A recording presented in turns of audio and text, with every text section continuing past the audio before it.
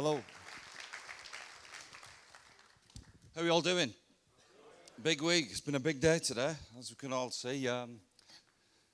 Why are we going to Las Vegas? I thought I'll touch on that. It's what the Wigan are.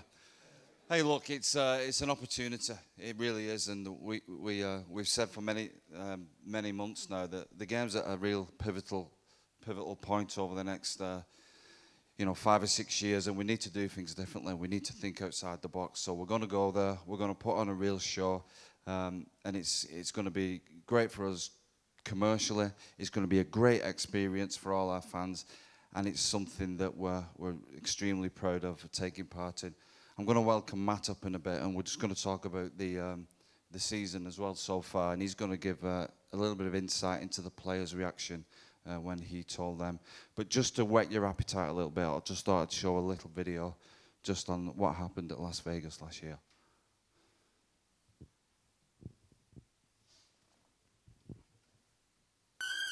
Bright light city, gonna set my soul, gonna set my soul on fire.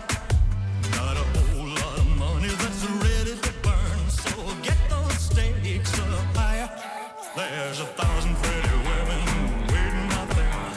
They're all living in the Viva Rugby League! Off we go, 2024. On the last, it's Cook, and it's away, it's a try, it's Richie Kenner. Working into Olakalatu, he's so powerful, and he's over! As they work it from left and right, and now a charge. Oh, it's Gaggle! Even station right across the line. Intercept, it's Jason Saab! Goodbye! Saab goes 50 metres! And he has his Vegas drive! Tilly is getting it on to Malaka. The ball to Mitchell, beautiful hand. No, it's Johnston for the corner! That is superb! Broker for dummies. Goes for it, and he gets over, but Murray got up. Short side, Foster boy, makes the lane apart. Got Ben Triboy in this, and he's over! He's over! Important near last tackle, threading the middle, and scoring! It's Garrett, off a Terry Evans kick. Manly. With Lukebrooks going through, and Lukebrooks scoring! Be the team. The taste victory for the first time in America. Day 2 in Vegas. Roosters, Broncos, live on Foxley. Oh no! A pass straight to the bread basket of Joey Manu. Then Reynolds. Now Walsh. Beat one. Kick is good. Broncos! Walker. Here they go. Overlap. Manu dummy. Flick around the corner. There's your magic show, folks. Great hands again. Here go Tanders. Here go the Broncos. They're back in town. And Walsh. Left line racing game one. Tedesco, there he goes. Gets into the fitted sheet. Has been folded and put in the little cover. Roosters have done it. The red, white and blue of the Roosters wins it. every shot side. Viva Las Vegas. Viva Las Vegas. Viva Las Vegas. Viva, Viva Las Vegas.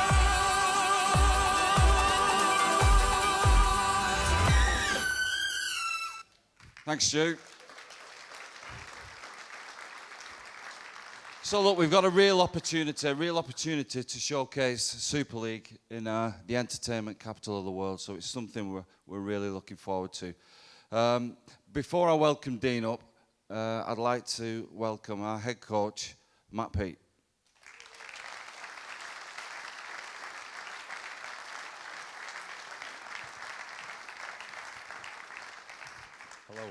Hello. First question: give us your views on watching Dean play when you were growing up in Wigan.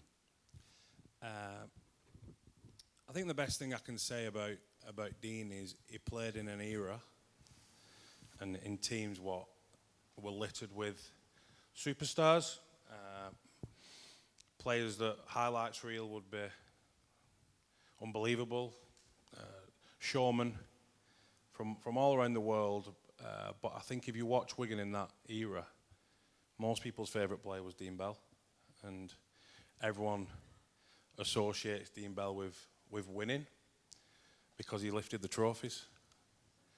And that was the best part of the day as a Wigan fan. So all my memories of watching Wigan as a kid, Dean would be right in the thick of it. And I think he encapsulated everything that you want in a Wigan player. That he came from overseas, but he immersed himself in the town and all that, and his family. And to be made captain as a player that coming from a different nation is a massive achievement at a club like this. And I think it was because of the way he played, never took a backward step.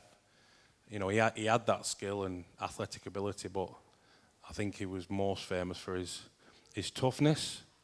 And I think any talent or superstar that signed for Wigan during that era, when your captain is Dean Bell, you have to commit to, you know, losing a lot of blood and going through a lot of pain and never giving in. And I think there's a great history of Wiganers and Kiwis, you know. I'm fortunate to work with Tommy Lulawai, and I often say to him about, I think Kiwis are a good fit for this club, and Dean's probably the most famous one of the lot. So lots of good memories, and I think we owe him a lot as a club. Well said, Matt. Well said.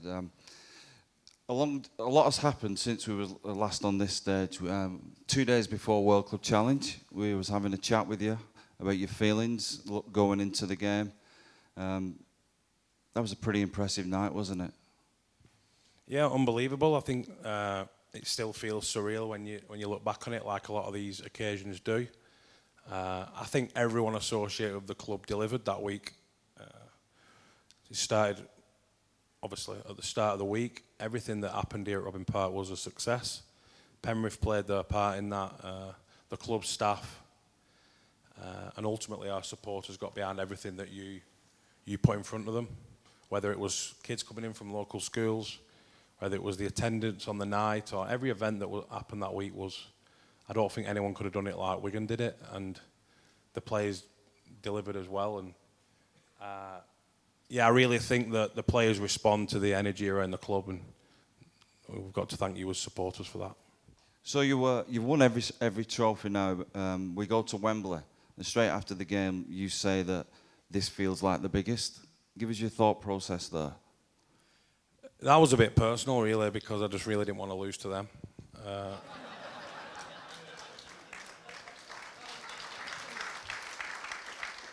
So these big games are coming thick and fast now. 2 days we play our rival, St Helens.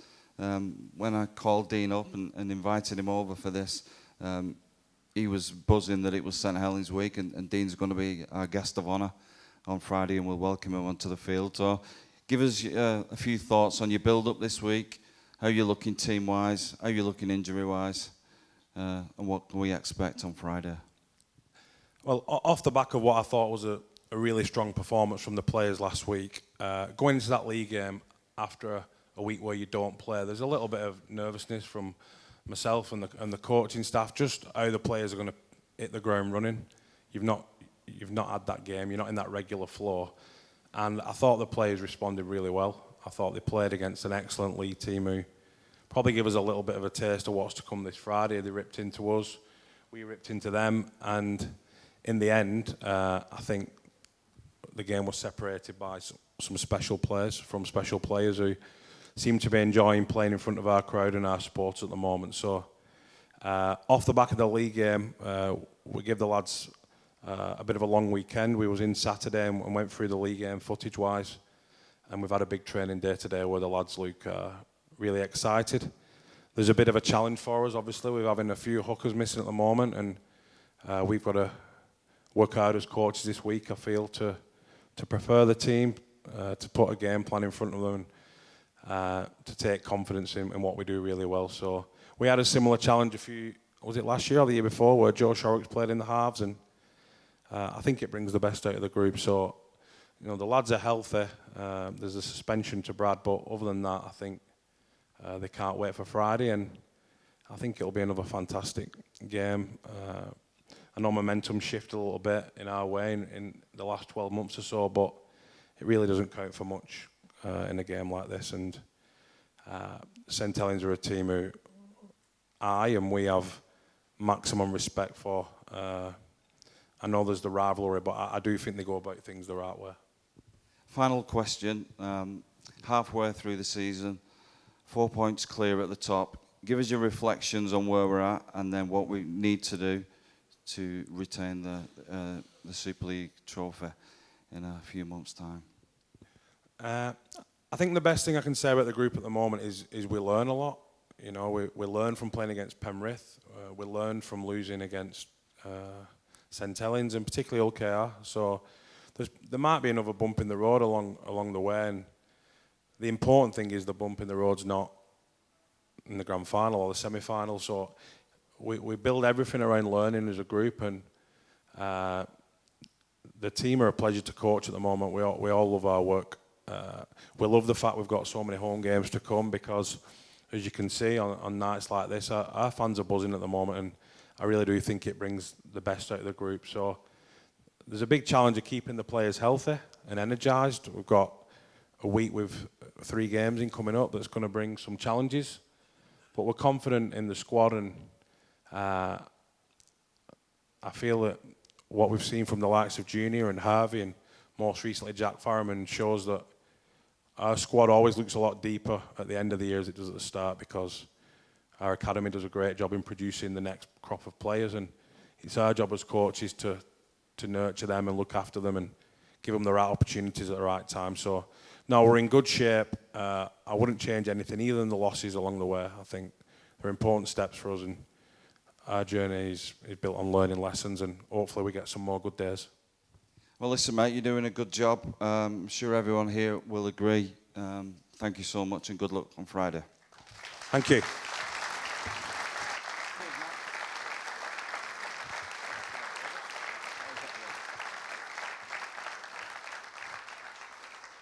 So we've actually, in the room tonight, we've got Gary Connolly's at the back as well, and Thomas Luluai, and Professor Brooks is here as well, so you can catch up with those guys later. Listen, we're about to welcome on stage one of the real titans of our club, a guy who played such a massive role in this club's history, and one of the reasons we're here today. One of my heroes growing up. You look at what Matty said there, he made a real impact on the town, an absolute superstar. Let's have a watch of him in action before we get him on stage.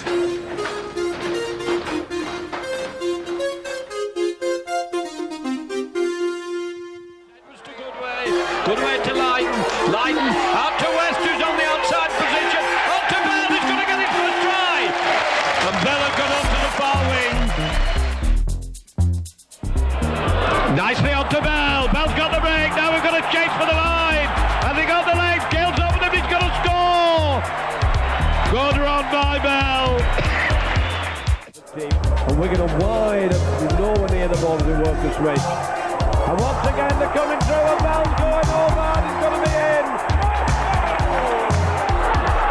Still going, Potter, onto Bell, Bell's going to go over, and then inside to Sean Tyra, Tyra is going to pass to Bell, Bell's going to score under the post. Bell's got pace, outside he's got Arrow, can Arrow make it? Mumbers inside to Bell, Bell's going to score. What a wonderful try. And Bell, who must have lost pints of blood this season, looks like an exercise in tapestry. I feel depressed when I'm injured, not because of the injury. It's because I think I'm letting my teammates down. I just want the doc to hurry up so I can get back there and help my teammates out. Bell takes the ball beautifully on the run. A great Wigan try by Andy Platt, looking for space. There's room on that side. Can Dean Bell take advantage of it? He kicks it through. That's a great kick from Bell. He scored. Dean Bell has scored.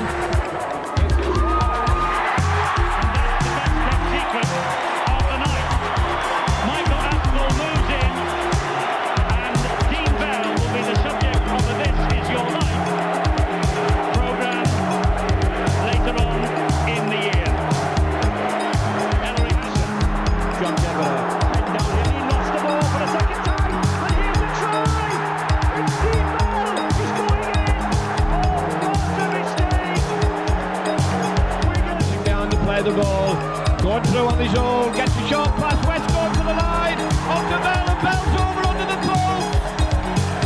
Well, that could well be the killer try.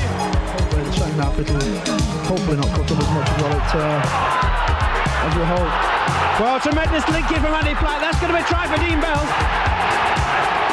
A beautiful piece of interplay. Dean Bell goes over under the post. Edwards spreading it out across the field. Wigan breaking it through. Can they get it to a fire? They get the dummy. The support on the outside.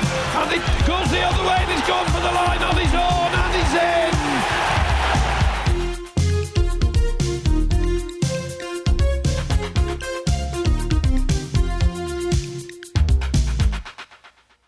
Ladies and gentlemen, Mr. Dean Bell.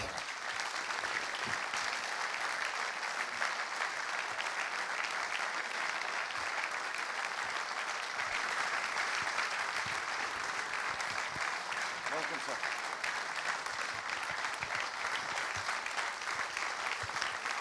Thank you. So it's tradition when we do these events, Dean, that our amazing sponsor, Loch Lomond, we have a glass of whiskey. I'm sure you'll be okay with that. No complaints from me. Well, cheers, mate. So let's go. Cheers. I always say this, but when we did Dwayne up here, Dwayne had half a bottle by the end of the night. So, What a surprise. what was it like, mate, just watching those clips back? Yeah, it brings back a lot of memories, but I suppose the most vivid memory is how lucky I was to play alongside so many great players. You know, we're in a team sport, as we know, and it's not one individual that makes the difference. It's the people around you, and you're only as good as those people around you. So, yeah, just very thankful. I mean, life's all about timing. I actually, when I first wanted to come back from Australia to England, I actually said yes to going back to Leeds, because I'd done a season there in '84, and I said yes, and then Graham Lowe was signed on as the Wigan coach. And Wigan, you know, and Wigan was obviously a name that I recognised. I didn't know a lot about them, but I just wanted to follow Graham. He was a great mentor. I owe a lot to him. But I'd already said yes to Leeds, so I rang up Morris. I said, Morris, can you get me out of this? And obviously Morris can get you out of anything.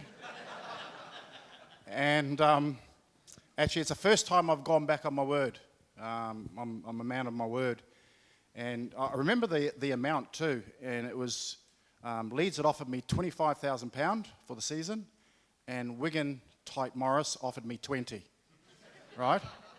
And I looked at the team that they were building and I thought, I'm going to win more games at Wigan. So I took the 5,000 less. And obviously, we won a lot of games. So it just goes to show, money's not everything. I'd forgo that money any day for the memories I've got. The bonus payments probably took you over the 25 grand. Though. I must say they were pretty good when you're going all the way in a Challenge Cup, yeah. So obviously you're back in Wigan this week, Dean. Matt mentioned it in his speech there. When you were here playing, you really bought into the culture, and it's your second home, isn't it? When was you last here, and what does it feel like to come back? You know, I can't even remember when I was last here, to be fair. I know that I was chasing Sam Tompkins for a while to get him at the New Zealand Warriors. Yeah, but it was a long time ago. So coming back here now is actually, it's a strange feeling. It was my home that I invested a lot of my life in. But, you know, right from the start, I knew it was a good place.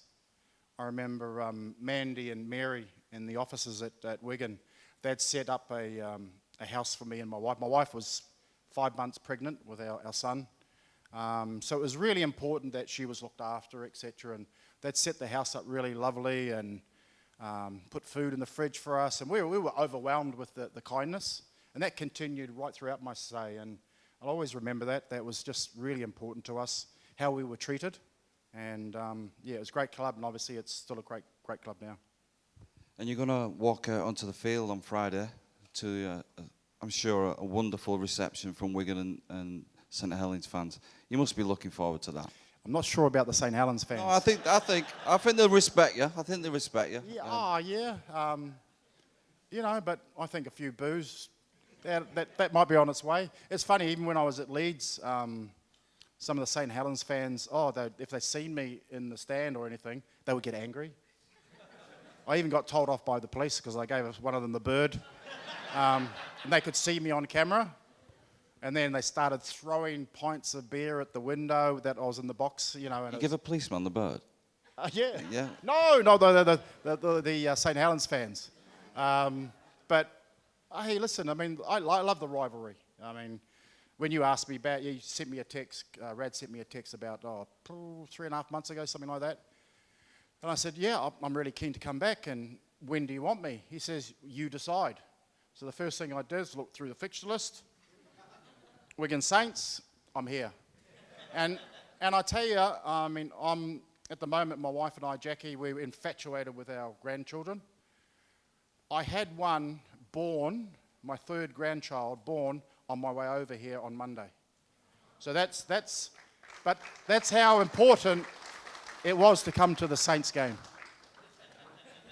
I remember when I first came to Wigan, I was walking up the main street and in the town centre, and an old lady come to me and says, "Oh, are you Dean Bell?" And I said, "Yep." I says, "Right, I don't care what you win, who you beat, as long as you beat St. Helens on Boxing Day." And I thought to myself, what's she on about? Is she a bit funny or something? But obviously, as soon as I played my first derby game, wow, I knew what it's all about. Yeah, they're special games. They are really special games. I love it, yeah. So do you still track the progress of the clubs? What do you think of our 4 trophies? Not bad, is it? In the modern era, I mean, it's probably unheard of. I know Saints had a bit of dominance for a while, and you've got to respect that. You know, they're a very well-run club, as you say. We respect them. When I say we, it sounds like I'm at Wigan again. But, yeah, it's an amazing achievement. It's really difficult in the salary cap era to do such things. And it just shows, and I have to say, Kris, before I go on, I'm a big fan of yours. Big fan. I watched you as a player. You and Andy Farrell really hold the team. When you probably didn't have as good a team as you wanted, really hold that team together through some really tough times. And just your consistency, your toughness, all the things that you want to see in a player. I've never said that to you before, but and obviously I admire how you've transitioned to in the role you're in now. So well done. Oh, thank you. I probably forgot what I was saying. Right, we're going to start right at the beginning here. So tell us how your rugby league journey began back in Auckland. Right. So my father's father was a full Scotsman, and he come over on, I think they were £10 pom sort of, even though he was a Scotsman, tickets on a boat. He come over to New Zealand. He married a full Maori lady, right, which is quite rare, a full Maori lady. So my heritage is Scottish and Maori. So they had 12 children. My dad was one of those 12. So they used to play rugby union like everybody does back in New Zealand, and then they found the game of rugby league, and then they just loved it. And so all my family, I had a huge extended family, we all started playing rugby league. And I started playing when I was 4 years of age. And wherever I was playing footy. I was playing on mattresses, on my knees with a sock against cousins. I just loved footy. I mean, probably the best attribute I had when I was small or young was I had good speed. But I was a skinny kid. But then I knew I had to do something about it, so I got on the weights. I got some weights, and I did a lot of the stuff myself. Back in the day, we didn't have what they've got, the modern technology they have. They monitor your training loads and things like that. It was very self-driven. But I think because all through my career, I've always wanted to see how far I could go with the ability that I have. And I think that's something that, when I finished my career, and I always thought about retirement, I want to just sit back and have a whiskey and think about, how my career's gone, and I didn't want to have any regrets. And as I said before, I'm really lucky. And even in my New Zealand side, we had players like Thomas's dad, James Ulawai, we had some Mark Graham, Hugh McGann, Kurt Sorensen, Dane Sorensen, some really, Kevin Tamati, some really iconic players too. So I was really lucky to play with a lot of good sides in the Kiwi sides on that era, but also here, which, well, it's just amazing. So yeah, I just progressed, just playing amateur footy basically. You didn't get paid. Money wasn't an inspiration for me. Again, I just wanted to see how far I could go. And then I got a phone call from somebody if I wanted to come over to the UK and play rugby league. So I thought, oh yeah, that sounds like a good idea. Where do I go? There was some interest from St. Helens. Whew, I'm glad I didn't do that. But also, an ex-Kiwi, Shane Varley, he'd been over here playing with, I think, with Lee. And then he said, oh, there's a new club in Cumbria called Carlisle. He said, that might be a good club to go to. So I come over here with a cousin, Clayton Friend, who was an international player, and also my uncle Ian Bell, who was an international player too. So we just come over, we had a great time. I met my wife on the first day I was here. So we've been married now for 41 years. Feels like 61, but never mind. So yeah, that was my first taste of professional footy. Then I played really well against Leeds, both times I played against Leeds. And so they signed me for the next season. And I played pretty well there. We got to the semi-final of the Challenge Cup, but we played Widnes in the semi-final and they beat us, and I think they went on to win the Challenge Cup final. And when I was growing up, I always wanted to play in a Challenge Cup final. I'd play at Wembley, basically. My dad used to get me up in the early hours of the morning. You know, we were really from very humble background. My dad was a dock worker. My mum used to do whatever jobs she could do, just little sort of jobs. And we lived in a two-bedroom council house. So very humble background, but I never went without. But I just wanted to, you know, just to try and see how far I could go. And then so I wanted to really play in the Australian competition. So I played for the Roosters for a couple of years. And then I got a bad knee injury, and I was really struggling with that. So I thought that's when I make the decision to come back here. And that's when the story about, you know, obviously Morris not giving me enough money, and that's where that goes from. So let me just touch on that a minute. This is obviously pre-internet. What kind of footage would Wigan have seen of you at that time? You know, you couldn't really do much homework. Was it word of mouth? How did that process work? There was no background. It was what Graham Lowe wanted. So Morris basically said to Graham Lowe, go out and sign us a championship winning team. And for some reason, he came to me first and said, I want you to come to Wigan. So basically, that's all that happened. You spoke about him as a coach. What were his strengths, Graham Lowe, coaching a wonderful Wigan team in that iconic era? He was a visionary. He was ahead of his time. He watched a lot of NFL, the American football game. He visited those clubs. I just remember he just always got the best out of his players. You know, some people might say having a lot of good players, they're easier to coach, but let me say there's a lot of egos when when you've got to deal with those. So he was a very good man manager. But you know, he was I mean, obviously John Money had a big influence for me as well. So I remember John Money, if he arrived, and I think I'd got a couple of suspensions. That was just very surprising. I was a bit wild in my younger days, I realised that. But I soon learned that you're no good sitting on the sidelines, so, you know, I had to sort of change my ideas on my tackling technique. But, you know, and then when John Money arrived, I'd been playing on the wing because I was coming back from suspension. Joe Lydon was playing in the centres. And first thing he said to me, he says, what the hell are you playing on the wing for? So I thought, I'm going to like this guy, because I wanted to play centre back in those days, and obviously he wanted me to play centre too. So, yeah, I formed a pretty good relationship with John. So how I always wonder, like Matt referenced it then. You're in a team of superstars. You know, one of the greatest teams ever. How do you manage all these personalities? How did Graham manage it, and how did you manage all these as captain of the team? Yeah, it's interesting.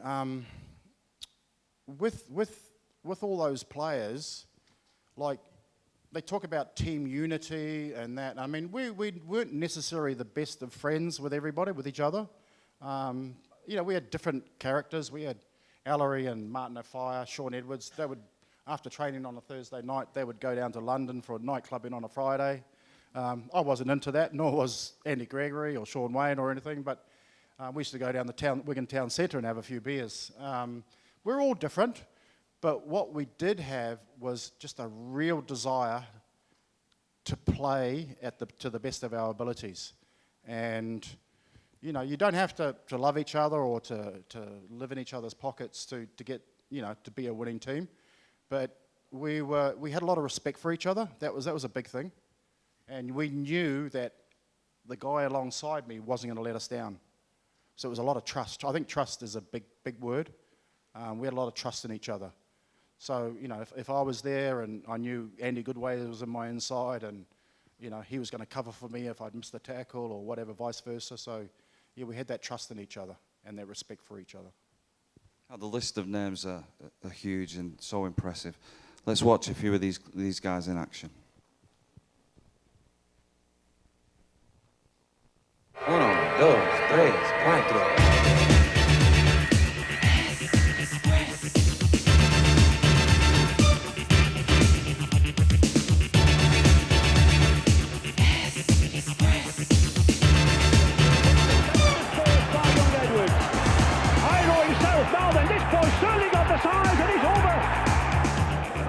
Oh, that's a beautiful ball from Gregory to Dean Bell.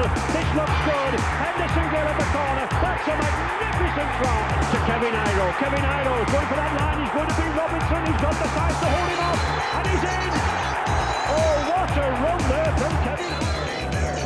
Gregory certainly wanted the ball, but that's a good ball out to Gill. Missing the man to Dean Bell. To Edwards. Beautiful play to Lydon. That's a try.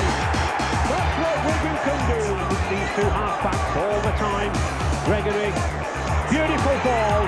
What a pass to Tony Iro. He just had to stroll in. This third bank actually is necessary at this stage. He's a rough, rumbustious forward. He might shake one or two of this Wigan side, but look at Lydon go here. Reminiscent of those two great tries when he won the last time. He's got Henry inside him. He's going all the way.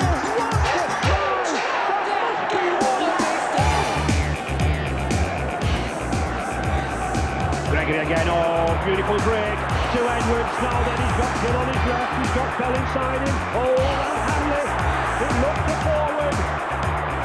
But Bell's got it and he's going in. It's a try. Another 75, 80-yard try. There it is, there's the hooter. Failure. Will he lift it? There he does. He's still got the strength. Tremendous support from Wigan.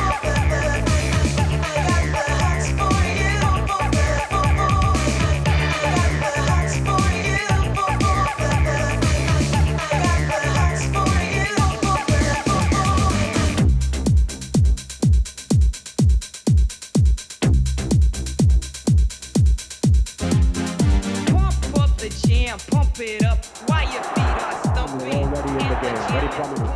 Oh, he's been missed. Kevin Iro, he's going for that line. Oh, he's in. Edwards, launching, Hanley come out wide. He's here again. He's going to go himself. He goes, What a player is this man?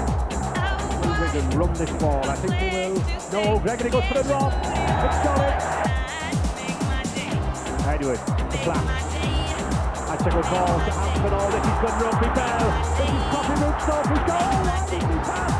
Well, he's going easy. He's scored himself. Edwards again. That's a good run. Now then, he's got space. He's trying to get. Oh, he's beating on the ball. But he must score himself. Clifford Gregory. That's a good pass. The queuing up on the outside here. Gregory, good long pass. With a chance here for Wigan. He's got Hampton on the outside. He's in.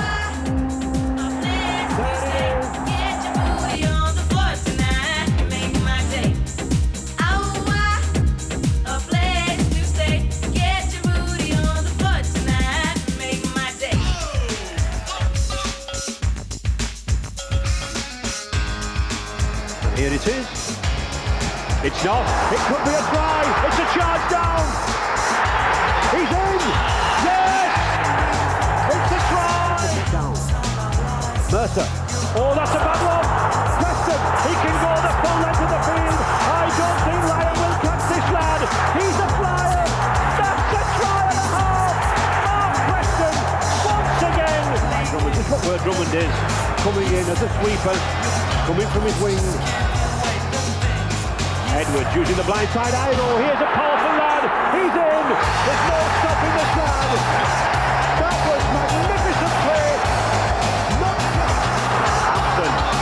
And this is what Wigan can do. They can suddenly strike. He's got Hanley on his outside. Now then, has he got the speed? Has he got the strength to go? He's got Gregory with him. Edwards. A magnificent tackle, but Preston's in. Gregory.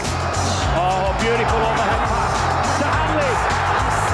Serves the run from the Masterson green. How many times do we see him do it? Wigan, 32 points to 14. Here's Kevin Iro. Oh, he strips off. He looks for support. He's still there. He's a massive lad. You're unbelievable. We could have watched that all night. Mark Preston, he's somebody who got lost in all the superstars, isn't it? He was fast, wasn't he? He was super fast, yeah. He's he scored some amazing tries. Yeah. Listen, I've got one check left in my checkbook. Which one of them players would you sign and why? Kevin Iro wasn't a bad player, was he? I suppose it depends on where you need it. Where do you need, what position you need covering. But it's hard to go past Ellery, to be fair. He was like Superman, but even better, just a most amazing athlete. I didn't agree sometimes with everything he did. He had a bit of a rift with reporters and things like that, and that was hard sometimes. But you just had to be so in awe of his physical abilities, his fitness, his strength, his just everything about him. I say he's one of the best players, probably the best player I've ever seen or played with or played against, to be fair. And I've played against some good ones as well. So you mentioned you're in Robin Park and you've had a look at the facilities, and they've come a long way since you played.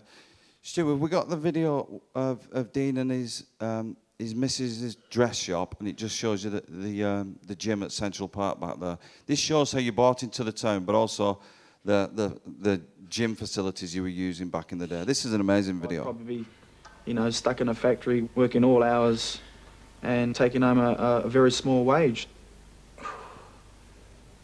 I know at some stage my career's going to finish, and at the moment things are going along nicely. I'm 29 years of age, and realistically I suppose I've got another 4 or 5 years in the game. But all of a sudden that money stops. As soon as you stop playing, how am I going to pay the mortgage? What am I going to do next? Where's the money coming from?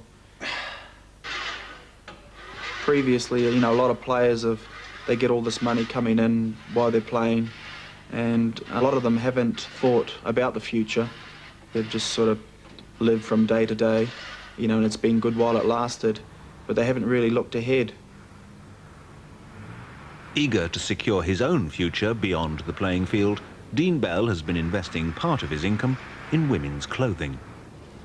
A fashion shop run by his English wife, Jackie. Dean and I have just opened this shop, and we've been open about 5 weeks now, and we hope that it will eventually set us up for the future. It could all end tomorrow if there was a serious injury or something, and you just have to look to the future. Do you worry about injuries? Yes, I do.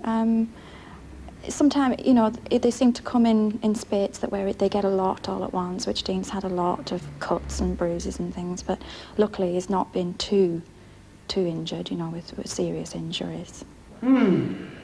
Injuries are a constant worry, and not just for medical reasons. In rugby league, except for a small basic wage, the player's deal is no play, no pay. And in this game, as Dean well knows, injury is inevitable. I've lost, some ligaments in my knee at some stage of my career. I've had 2 cartilage operations. I've had an operation on my fingers. I've had various cuts and stitches. I've had a hernia, and I've recently had rib cartilage damage. So really, I mean, I consider myself to be quite lucky.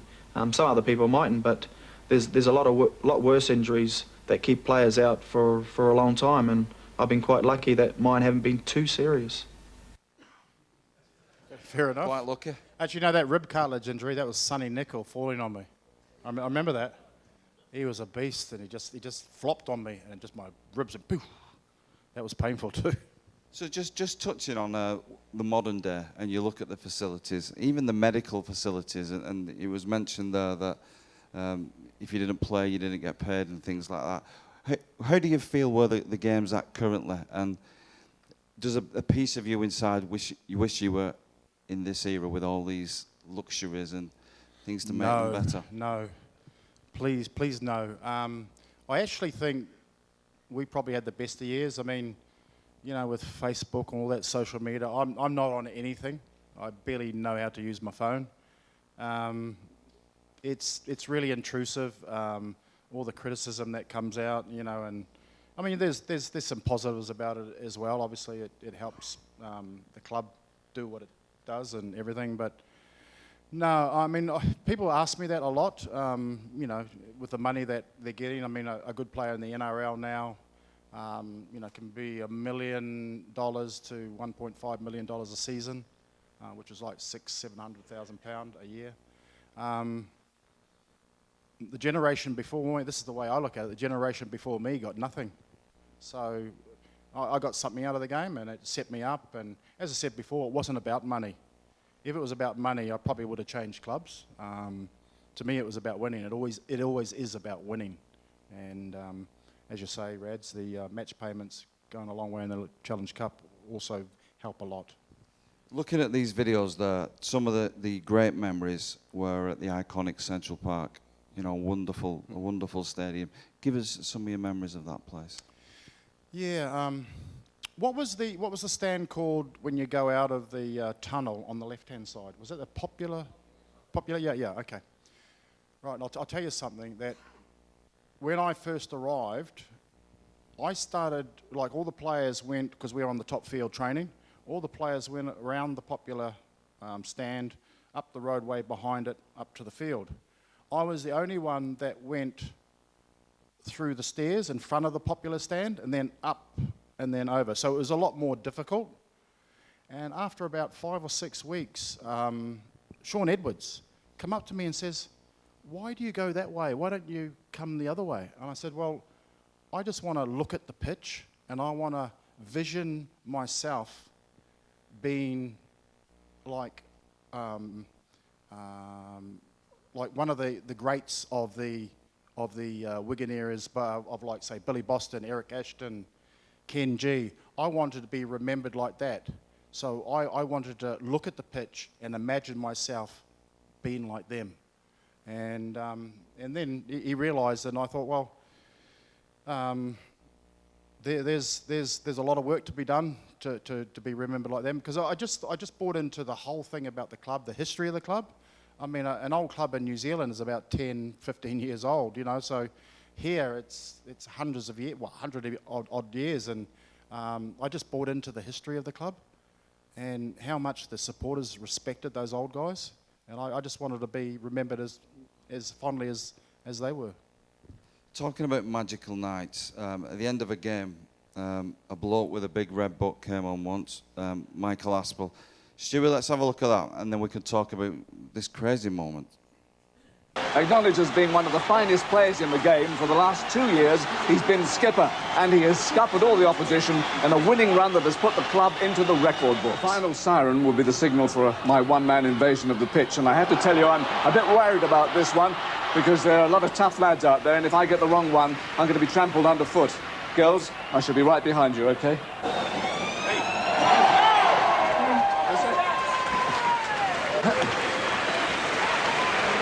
Here we go. Okay, I'm there now.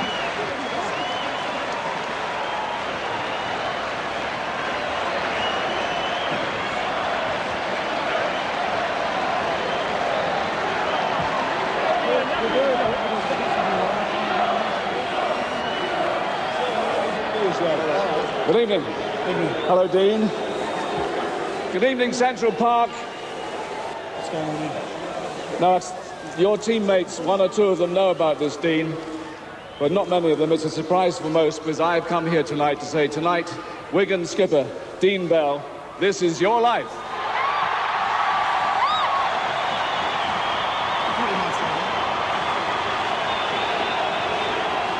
I'll have to take that back off you. I thought it only happened to old people. Hey? I thought it only happened to old people. See you later. Well, the man who's lured you to Auckland masterminded many triumphs at Wigan, along with Graham Lowe. You rate him as the best coach you have known.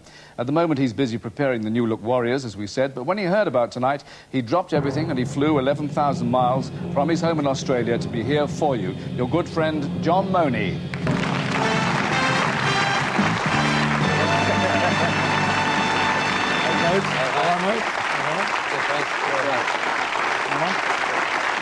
John, very glad you could make it. You obviously think this lad has some potential. Yeah, well, he can play a little bit, can't he? And he's been a great captain for Wigan, and the qualities that made him great when... and he's just led the Wigan side magnificently. And when we came up with the new side to go into the Sydney competition, I thought there's only one player that can do the job, and that was Dean Bell. He's a very proud New Zealander, but I just have to say to all the Wigan people that I'd just like to borrow him for one season. Well, we'd like him back. Dean Bell, so far, this is your life.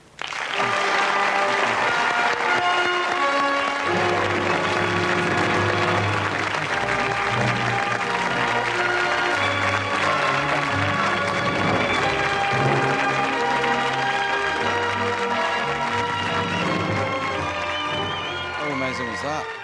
What a crazy night that was. Do you know what, though? The thing about that, this was a massive TV show at the time, wasn't it? You know, this was primetime viewing, and a great boost for the club and for the sport to be considered in this way. But talk us through the whole experience. Wow, where do I start? I start firstly that my wife, who I trusted really well, was meeting up with producers of the show for about 6 weeks behind my back.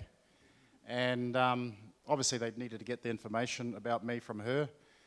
And I remember on the night, she was pushing me out the door to go to the game early and all that, because she had to get the kids ready to go to Granada Studios and you know, obviously get set up and everything. And my son, who was probably only about 6 then, he was crying and she was having a nightmare time. And anyway, but what I later found out is that you can't get to know it's going on, because if the recipient finds out, they will cut the show, because the surprise is the big part of it. So I had no idea whatsoever. I know that they were nervous in case I got injured or in case I got sent off. Imagine Michael Aspel coming up to me with a big cut down my head or something. So the TV show was straight after the game? Yeah. So, yeah. And so when he came up to me, I thought, oh, yeah, he's going to ask me where Ellery is, because Ellery was playing for Leeds at that time, where Joe Lydon is, or where Andrew Gregory or Sean Edwards, where are they, you know? But then he presented me with a book, and I said something stupid. I don't know if you picked it up there. I thought this only happened to old people. And I didn't know what to say. I didn't know what to do. It was surreal.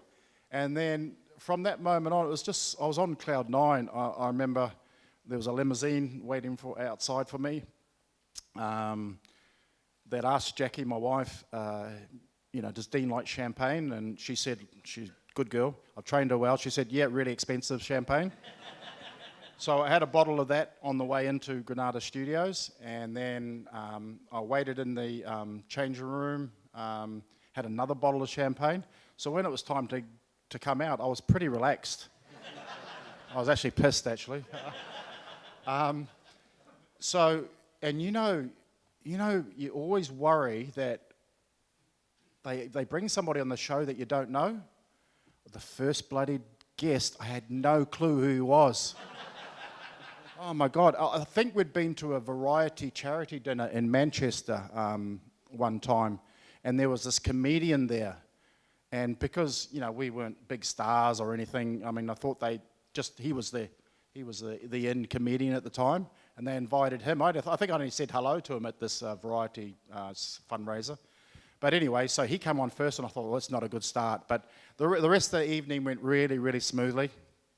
And I remember then going back to the hotel and in Manchester, and then afterwards we had this massive party.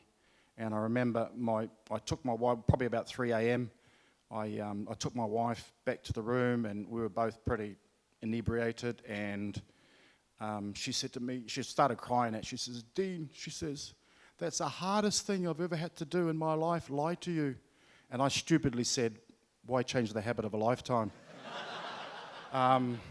Which didn't go down well, but yeah, the whole thing was, and I was just proud. I was just proud for the club and for the game to have a rugby league person. I'm not too sure they've had any rugby league people before, but I might be wrong. There might have been one other. I'm not sure. This is a big show in the UK. Had you heard of the programme before? Oh yeah, I'd watched it. How was it? How was the news received back in Auckland? Yeah, I mean it was big. It was. Yeah, I mean, I don't know if they realised how big it was. To be fair, but no, we all certainly did here. Yeah. I don't think there's been many bigger nights. Certainly at Central Park, and certainly for a long time. Yeah. It was. I mean, my mum and my sister are here. We was there that night, and you know, it was a magical night for us all. So, congratulations, Dean. Something you are unashamedly is a proud Kiwi. Stu, let's show that Kiwi video, mate.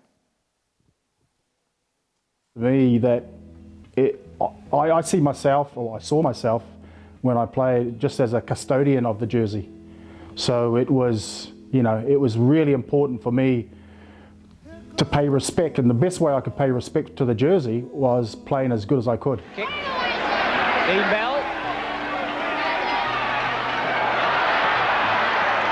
Well, Dean Bell has impressed every member of the crowd here today, every time he's touched the ball. You know, you're standing there and you're listening to the national anthem.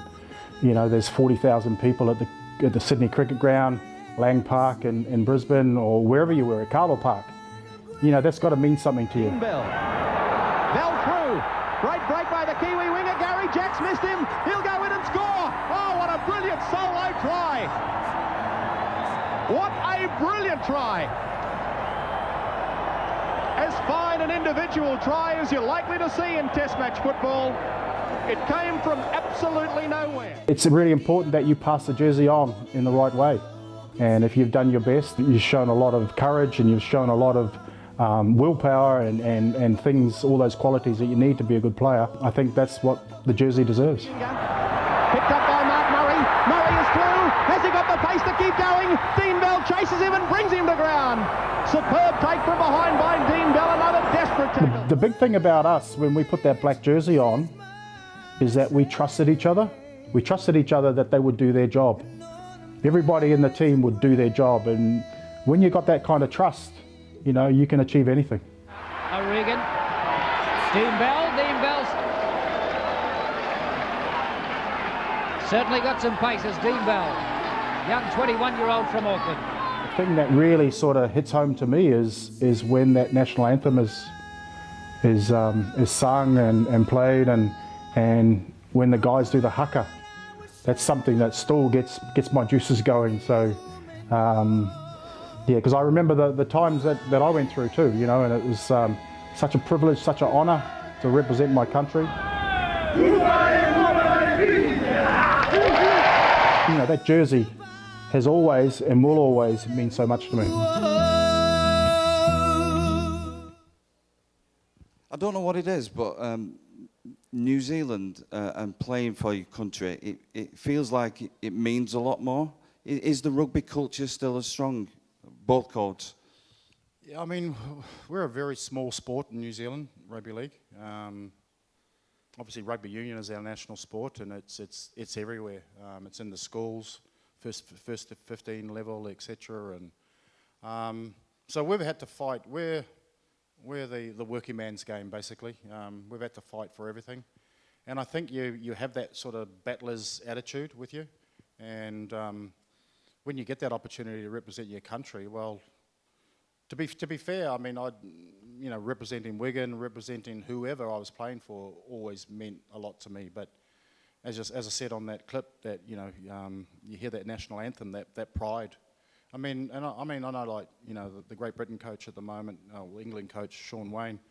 I mean, that's a lot of his focus is the pride. He's trying to build that pride in the jersey, and I think it's really important. I mean, we probably get carried away with Australians. That I mean, they are obviously a very good rugby nation, but they're not unbeatable. And I think a lot of times we play them, whether it be England or whether it be the Kiwis. A lot of the teams are beaten before they get on there. But we've got a lot of Kiwis playing in the NRL now, so obviously all of them are playing now in the NRL that get selected in the Kiwi side. So we're very lucky that we've got that competition that we can pick from some really good players at the moment. So the New Zealand Warriors enter the NRL. Wow. Tell us about that. And you led them out for the first time. That was pretty special, wasn't it? If someone said, what is the biggest thing in your sporting career, I would have to say the 1988 Wembley against Halifax. I just remember we went up Wembley Way back in those days, and was about probably a mile long, and I could just see the thousands and thousands of fans from both sides. We're playing Halifax, and Graham Lowe, the coach, put the music on for the theme from the Rocky movie. And so you had all this pumping music going on in the bus, and we were just going through all this colour and noise, etc. And I remember we went right up to the changing rooms. I could see, Wigan shirts everywhere. I could see grandchildren on their granddad's shoulders and all that. And I thought, man, there's no way you can come here and represent this town and disappoint. I vividly remember that. And I remember just waiting in that changer room, and it's like any other game, I suppose, but it's not really, because you're going out in front of a worldwide audience, millions of people watching on TV, nearly 100,000 people out there. But it was a big occasion. But the Warriors back in '95 was massive. It was probably the perfect way for me to finish my career. I was very lucky that. I remember when John Money said to me, he said, Dean, it was after a training session at Central Park, he said to me, Dean, I want you to come back and captain the Warriors. I actually thought he was joking. I was 32, 33. I'd had a few injuries my last year at Wigan. It really disappointed me because I really wanted to finish on a good note. But you can't do anything about injuries. They just happen, and they happen when they happen. But I was happy for my last game to be at Wembley. I think it was against Leeds, and that was me chasing. Remember me chasing Franny Cummins down when he got that loose ball pickup or something. That was the old legs. Just showed me that I'm probably not as fast as I used to be. But it's funny when you retire, you've got this awareness of how the game's played.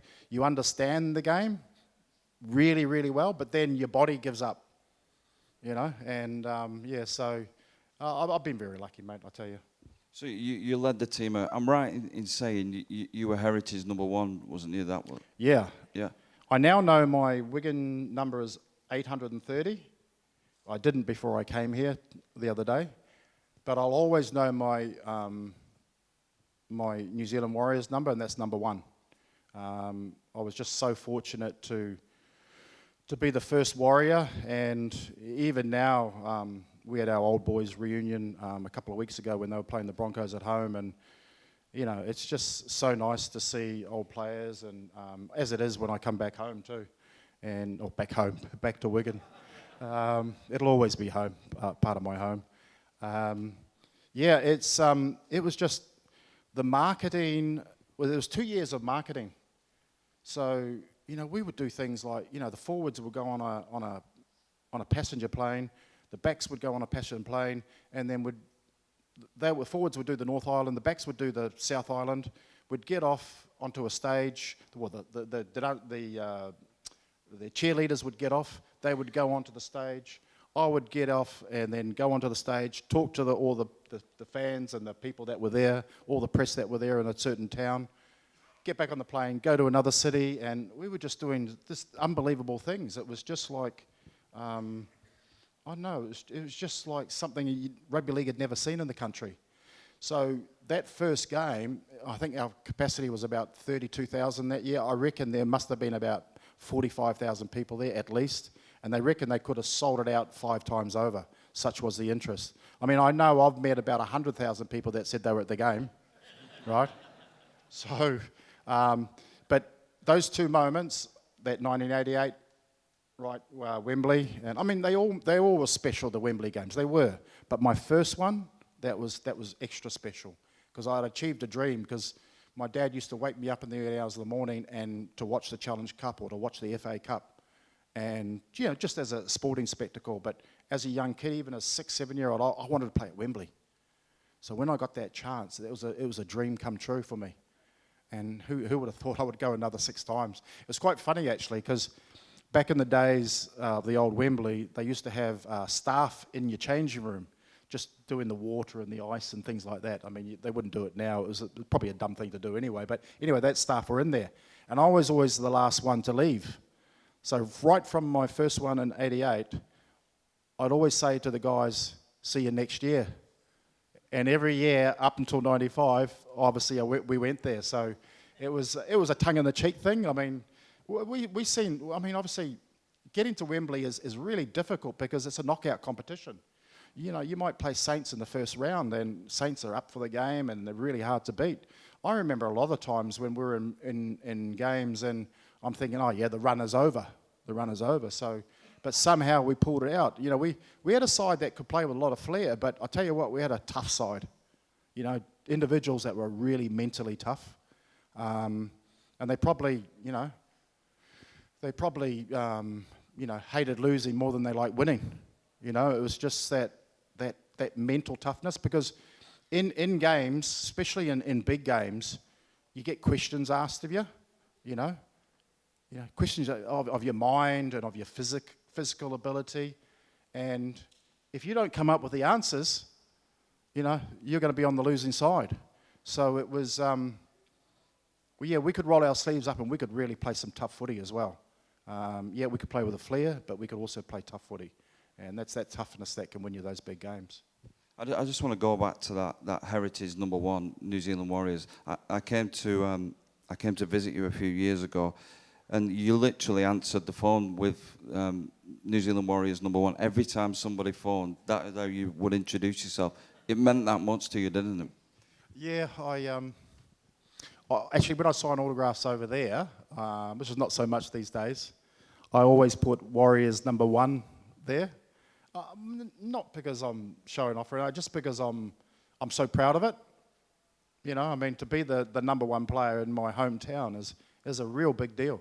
And I was worried I'd go back. So I wanted to finish my career, that last game, as I say, Wembley, 94, on a good note. And I thought, yep, that'd be a good note. But I didn't want to have regrets and not go back and captain the Warriors. So going back to the NRL at my age, and my sort of injuries that I was having late in my career, was a pretty brave move, and but I didn't want to have regrets, and I'm glad I took that challenge up, because apart from my Wigan days, that was the best thing that's ever happened to me in my career. So the sport has provided you some wonderful experiences and opportunities. One was meeting the Queen. Yep. Talk us through that experience for you. That was interesting. So I got an invite from the Queen to go to Buckingham Palace. There's the invite there. And it was a celebration of British sport. And there's a New Zealand guy going to the Buckingham Palace. But anyway, Morris could pull a lot of strings, as we know. So he got me there. And I remember going into one of the big ballrooms. We're all spread out. And one of the Queen's aides would come around and just put you in small groups, so that she could easily talk to people. And I remember in my group, there's probably groups of about 10. There was Daley Thompson, Sebastian Coe, and some other superstars, right? No way is she going to come and talk to me. Well, you know what? She come and talked to me. She says, now young man, she says, what sport are you involved in? And I says, rugby, ma'am. And she said, my grandson plays rugby. And I knew she was talking about union. So there's no way I wanted to tell the Queen the difference between rugby union and rugby league. So, yes, and she just said, oh, thank you for talking. So, yeah, that was quite an experience. But I must say, Kris, my biggest, I suppose, sports person I've ever met, and I sparred with him, was Muhammad Ali. Yeah. There you are. That's me in the white. That's my cousin Wayne on the other side. So we were 15 at the time, and we're just in Auckland, and we'd just been to the movies at the cinema. And we come out of the cinema, and we've seen this big gathering of people on the other side of the road. So being inquisitive teenagers, we went over there to see what was going on. And there was the man himself, Muhammad Ali. So we thought, oh yeah, we'll walk in front of him for a while and just you look behind and see what's going on. And all of a sudden, this loud, yellowing voice says, "You two boys in front of me, I want to fight you." I looked at my cousin, he looked at me, and we thought, we're not looking back, are we? I said, nope. And then, "You two boys." So I had to look back. So I looked and he looked me straight in the eye and he says, "You two boys, you've been perving on my missus." And obviously he had a Miss World with him, you know, as he did. And we were perving on her. And so the press that were there at the time got together and started saying, just have a bit of a spar and all that. And I remember standing in front of him, this is a giant guy. You really forget how big the heavyweight fighters are. There's two heavyweights in a ring, and there's a big referee, so you've got no comparison, you know. But he was a giant. And he was boxing down at us, and I remember hitting his hand, and I was worried I was going to injure him. Can you imagine that? Obviously, I didn't injure him. My hand buckled.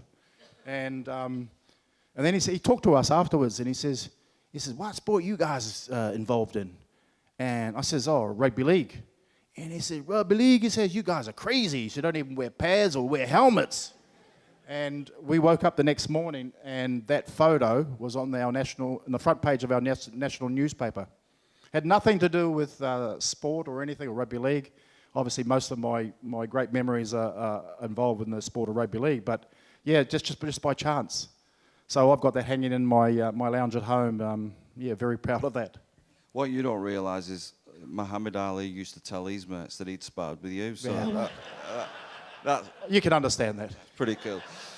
Stu, long before Netflix and fly-on-the-wall sporting documentaries, there was one called, was it Up and Under, Stu? This is an amazing clip. You'll love this one.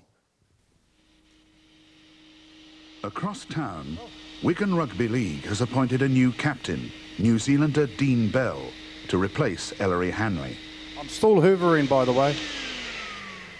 He's a far cry from the stereotyped image of a beer-swilling, rough-talking rugby player. Now that my wife works, the roles have been reversed.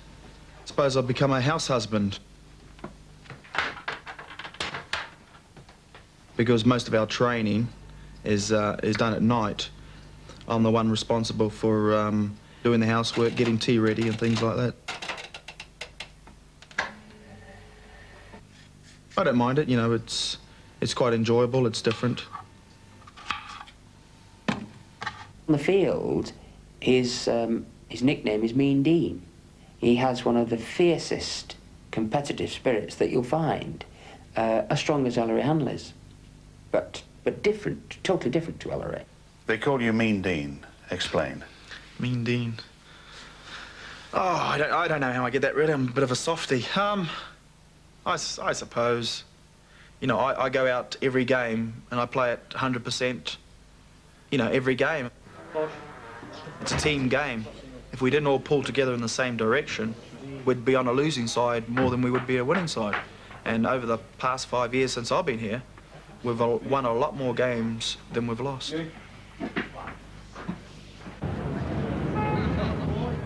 Sunday, September the 8th, Wigan versus Widnes. It's the first home league match of the season, and the pressure is on Dean Bell and his teammates to prove that Wigan can win without the extraordinary skills of Ellery Hanley. It seems but a short while since Ellery Hanley was holding the cup aloft at the end of last season. Ellery, who then was known as the King. Unfortunately now, Ellery Hanley is with us no more. So today Wigan have to take the field without his genius. Wigan then in this tussle of the Titans, kicking off deep into the in-goal area. The line of defence moving up quickly as the forwards come tearing out strongly. I've no doubt that in these opening minutes there's going to be a great battle between these forwards. A high kick from Edwards, he's dangerous. It's loose. Wigan flick it out, Lydon goes for the corner. Referee gives it. Widnes couldn't take it cleanly.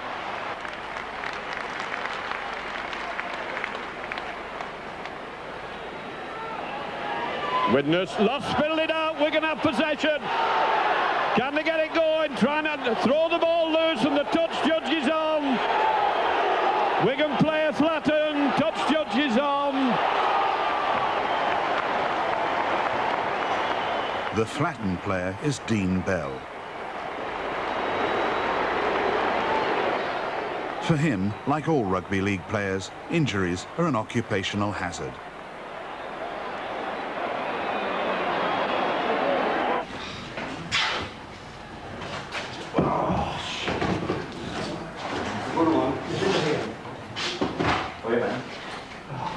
What's happening? Still have no other.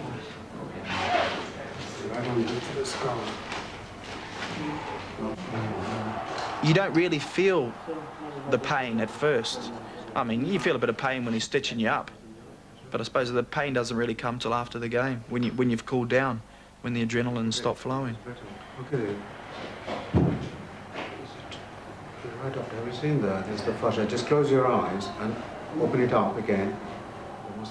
Under the rule known as the blood bin, the team doctor has only 10 minutes to stop any bleeding, stitch Bell up, and get him back on the pitch.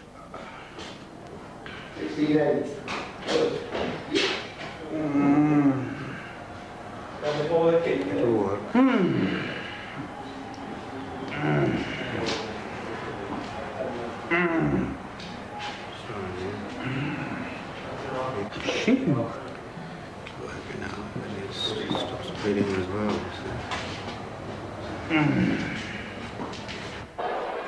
10 stitches later, Dean Bell rejoins his teammates. I see my role on the field as trying to be an inspiration to my teammates. You know, if they see their captain leading by example, that will inspire them to do the same. Myers from behind to play the ball, moves it inside onto Dean Bell.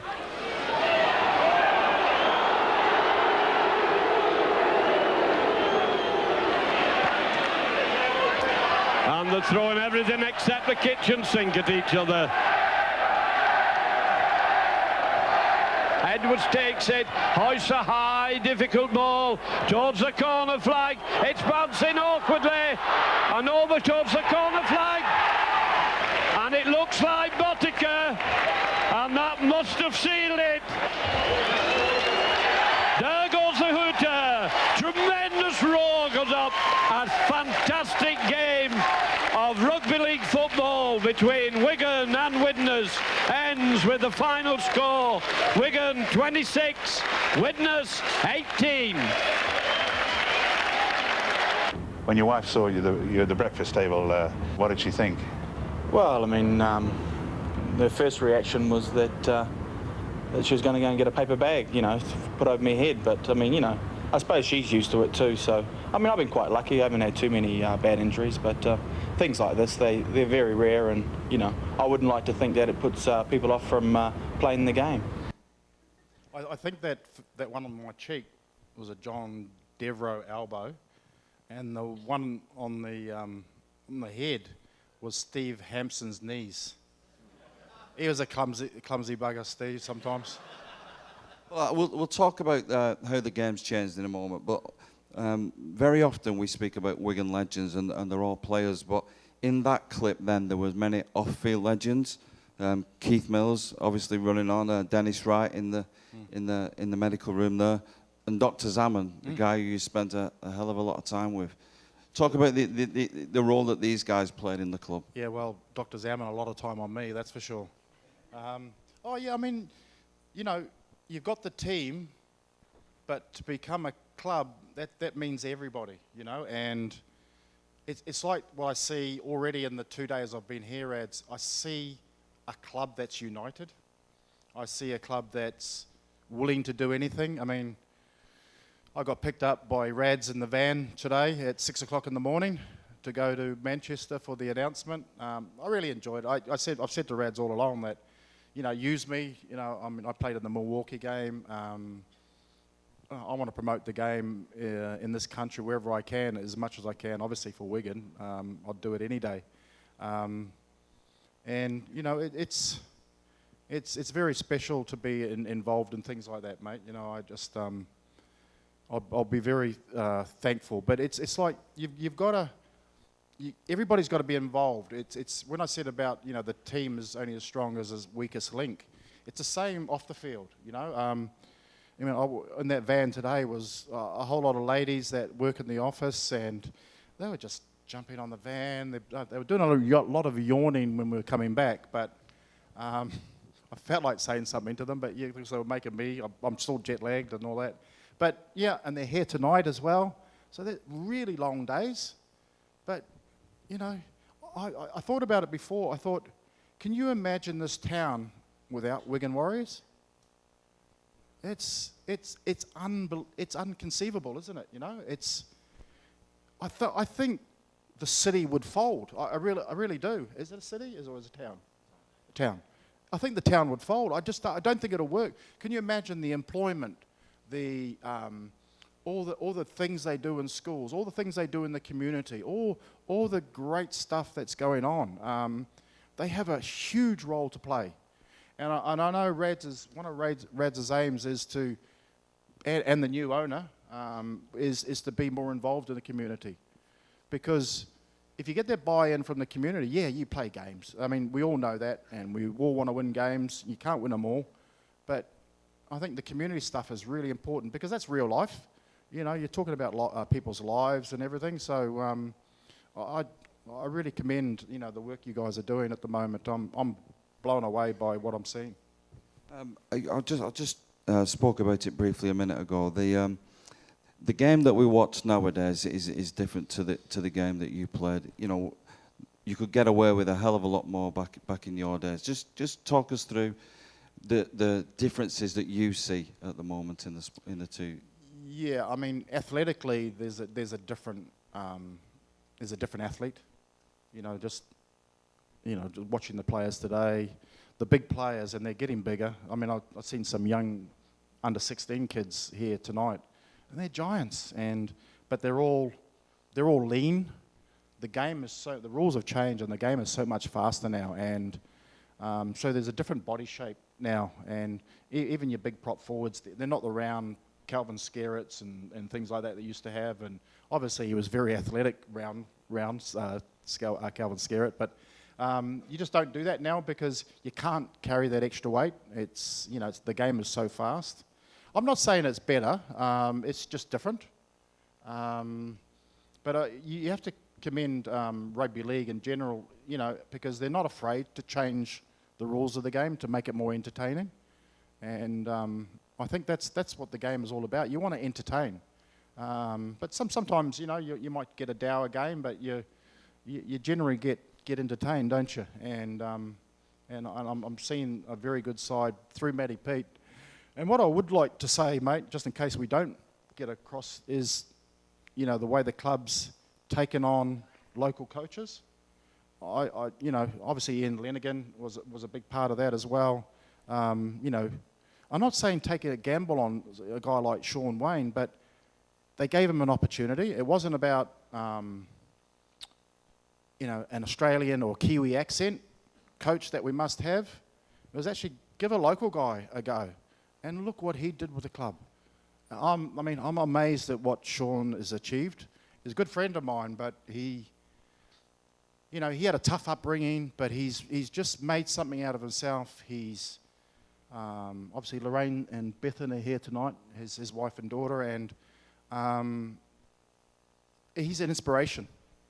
He's shown what, if you've got the desire, if you've got the heart, if you've got the determination, you can really make something of yourself. And he goes and speaks in corporate dinners in London to all these huge financial institutions and everything. So I'm blown away with what he's achieved in his life post rugby. And you went and saw him yesterday in hospital, didn't you? Yeah, I did. So I was staying at the Wrightington Hotel, and obviously he's in the Wrightington Hospital, so it was only a 10, 15-minute walk down the road. So yeah, we got together, and I had to quickly, get some reminiscing in, and yeah, we used to really Lorraine, my wife Jackie, and Sean, and we really become very close. We haven't seen much of each other lately, but it's good to see them at the moment. He was in good spirits, but I mean it was a pretty serious thing that he's got, so he has to be very careful with that, and he's really got to get on top of that. I sort of texted him today, and he seemed to be a bit better spirits and that, but he's really brassed off that because he was supposed to be my liaison for the week that I'm here, and instead I had Hampo pick me up, which is good to see my old mate Hampo as well. Well, he's actually devastated, Wayne, that he can't be here tonight. Yeah. But we did send a camera crew to his hospital bed, so here we go. This is your life. Hi everyone, Sean Wayne here. I'm really, really sorry, Dean, that I can't be there. I'd love to be there, and thanks for coming and seeing me yesterday. You cheered me up. Seeing you, mate, was fantastic. You're looking well, and so I'm absolutely gutted that I can't get to your event tonight, but I'm sure many people will be there. It'll be a massive success, like everything you've done. Going back to when I first met you, Dean, met when I was a young lad, and we signed you, and we immediately hit it off, me and you.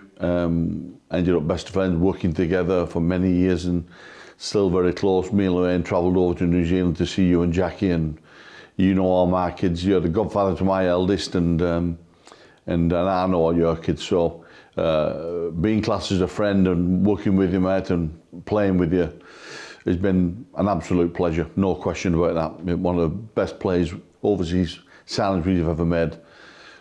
Talk about competitive spirit and class and determination to win. You have it all. No question. And I've got loads of stories about you, Dean, where I could absolutely ruin you, but I'm assuming there's some ladies in the audience and I can't give you any because they're all really, really rude. But we've had some great laughs, show, and we're going to have many more in future, and I'm going to try my best to get to the game on Friday against St Helens, against them. But if not, I'll catch up with you soon. Everybody have a great night. You've got an absolute warrior there, and I'm so impressed that Rads has got Dean over, flew him over, and it just shows the testament what the club show to our past players and the history of our great club. So have a great night from me, and I'm really pissed off in here. So I hope that makes your night better. All right, all the best.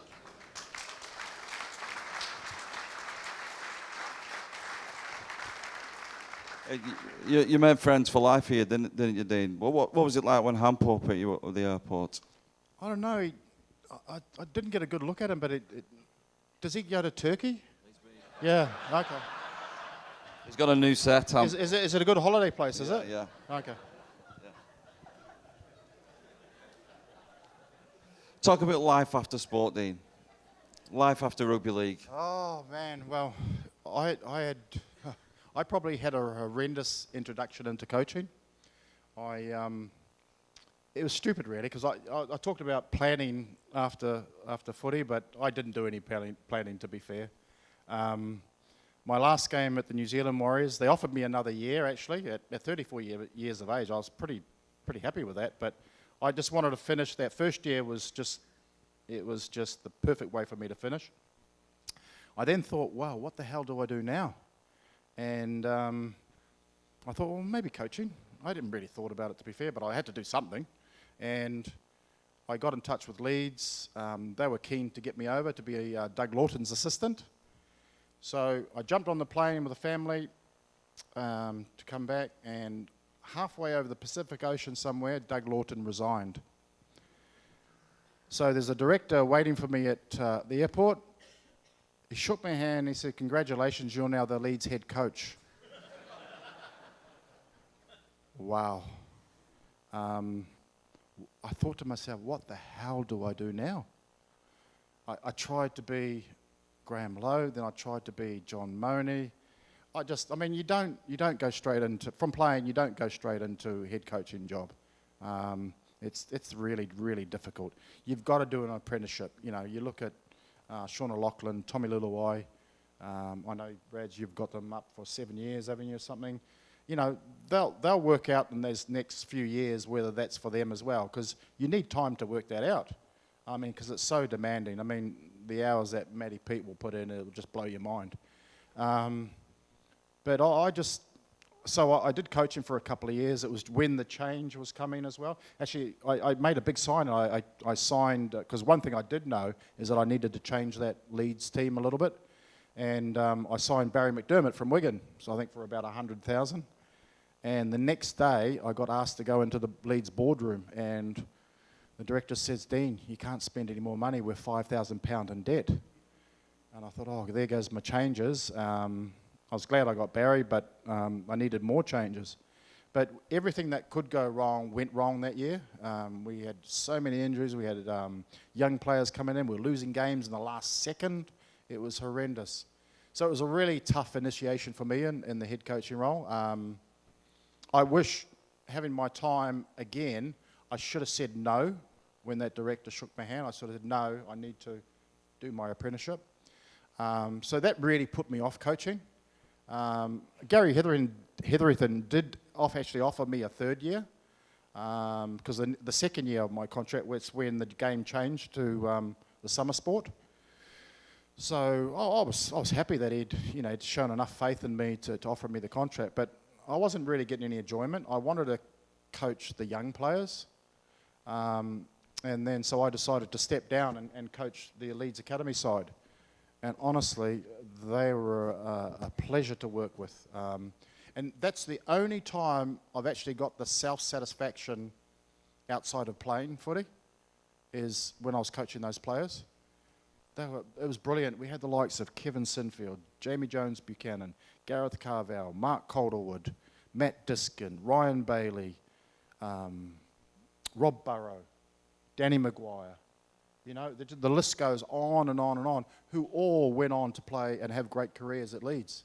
And it was just, I used to take them to a children's hospice once a month, and just for them to understand how lucky they are to be in that position. This is the academy side. And I remember the first time we went to the children's hospice in Boston Spa, just outside of Leeds, and they were moaning, "Oh, what are we here for?" Because I actually got them to do gardening. And, "Well, what are we doing here for? We're pulling out weeds, we're doing this and we're doing that." And you know what, once they had contact with the kids and seen how sick they were and their stories and all that, they look forward to once a month going there for the next couple of years. And that was just to show them that, yeah, there's more to life than rugby league, but also to be thankful that they're in the sport, and to keep them grounded. You know, I mean, you know, the kids these days, they get big contracts, you know, they're coming out of academies and all that. You really got to keep them grounded. I mean, it's all about, you know, bringing them into an environment that can chew you up and spit you out if you're not ready for it. So big night tomorrow night.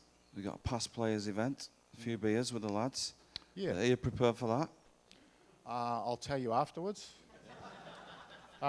Well, with Wayne not being there, I might be okay. But then Greg's going to come. I think Hampo's there, obviously. Gary Connolly. Sorry, Gary, if you're still there. Yeah, I'm looking forward to it. Yeah, I mean, again, I wish Gary had come to us earlier. You know, the very short time I had with him, you know, just an amazing athlete, amazing player. But Wigan's produced those players over the years, and you know, there's, you know, you look at Paul Sculthorpe. I mean, yeah, and I know he was from outside of Wigan and that, but there's so many good players in this area that played, and I'm looking forward to catching up. I think Michael Sharkey, one of your sponsors, he's going to grab Chris Joint, his neighbour, to come down, and yeah, so I'm looking forward to it. Yeah, really looking forward to it. We should send a camera crew along to that. I think Yeah, that'll be an interesting watch. No. Listen, I could have spoke to Dean all night. it's really important that we recognise the role that people like Dean have played in the history of our club, and we are so lucky, and I'm so lucky to be able to interview you, Dean. It's a real privilege, and I know you're going to stick around and speak to all the fans. So, thank you so much. You've been amazing. You've been an amazing servant to Wigan, and I've really enjoyed tonight. Thank you so much, Dean. Thank you.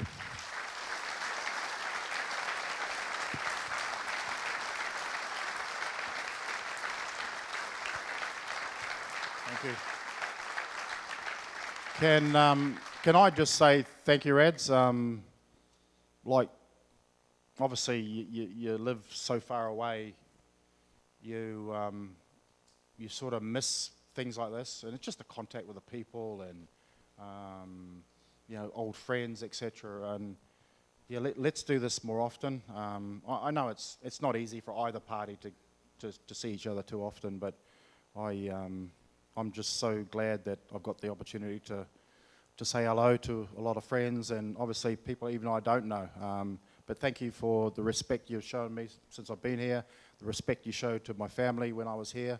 I owe Wigan a lot more than what they owe me, so I've been very lucky to be part of a famous, proud club, and I think personal pride is a big thing too that was a driver for me all my career.